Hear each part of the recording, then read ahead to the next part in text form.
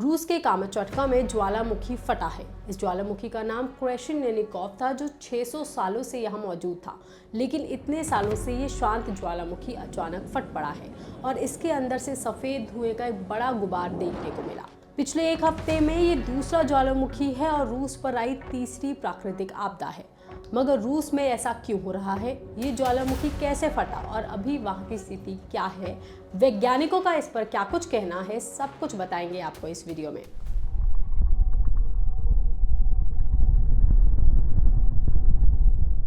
ज्वालामुखी विस्फोट की जानकारी रूस के मिनिस्ट्री ऑफ इमरजेंसी सिचुएशंस ने दी। उन्होंने बताया कि 856 मीटर ऊंचे इस ज्वालामुखी में विस्फोट के बाद 6000 मीटर की ऊंचाई तक राख का गुबार फैल गया, जिसके कुछ वीडियोस भी सामने आए हैं। वीडियो में आप देख सकते हैं कि बड़ी चट्टानों से ढका ज्वालामुखी कैसे अपने मुंह से धुएं का एक बड़ा गुबार उड़ेल रहा है और ये धुआं बादलों तक सीधा जाता हुआ दिख रहा है। इस विस्फोट के बाद इलाके में दहशत फैल गई।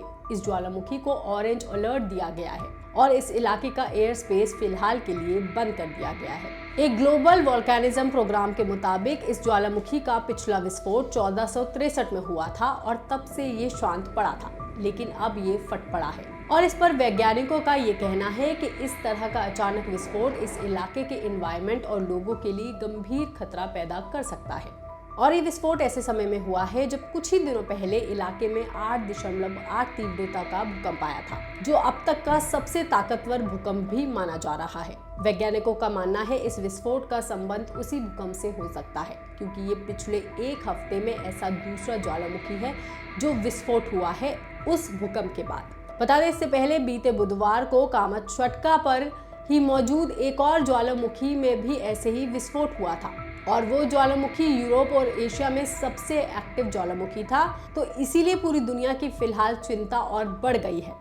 मगर रूस में ऐसा क्यों हो रहा है, तो आपको बताते हैं कि इन ज्वालामुखी के विस्फोट की वजह है रूस का ये इलाका।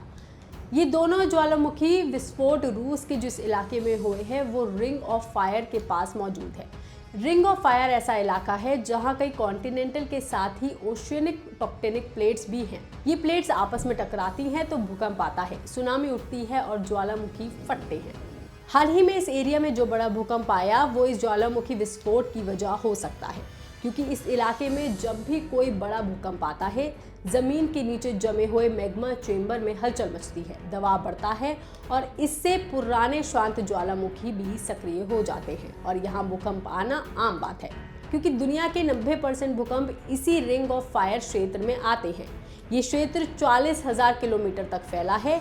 दुनिया में जितने सक्रिय ज्वालामुखी हैं उनमें से 75% इसी क्षेत्र में है और इस रिंग ऑफ फायर की जद में 15 देश हैं। इस जानकारी पर आपका क्या कहना है, आप हमें कमेंट करके जरूर बताएं। बाकी तमाम खबरों के लिए आप देखते रहिए लोकमत हिंदी।